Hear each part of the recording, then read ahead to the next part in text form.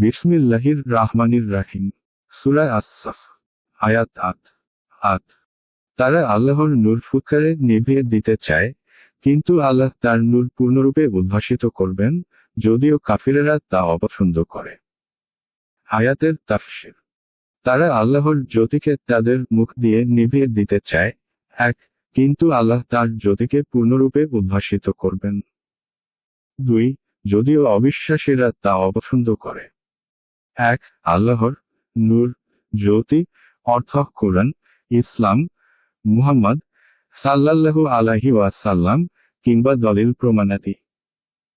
মুখ দিয়ে নিভিয়ে দেওয়া মানে তাদের সেই সব কটূক্তি ও নিন্দনীয় কথাবার্তা যা তাদের মুখ থেকে বের হয়, তা দিয়ে তারা ওই জ্যোতিকে প্রতিহত করতে চায়।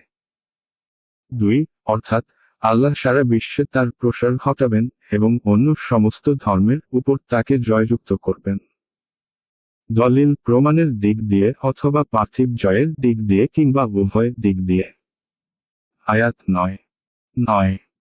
তিনি তার রাসূলকে প্রেরণ করেছেন হিদায়াত এবং সত্য দিনসহ সকল দিনের উপর ওকে শ্রেষ্ঠত্ব দানের জন্য, যদিও মুশরিকরা তা অপছন্দ করে।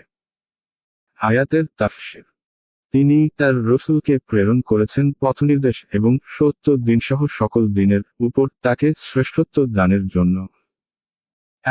যদিও মুশরিকরা তা অপছন্দ করে। ২. এটা পূর্বের কথার তাকিদ স্বরূপ। বিষয়ের গুরুত্বের দিকে লক্ষ্য করে তার পুনরাবৃত্তি করা হয়েছে। ২. তবুও এটা হবেই।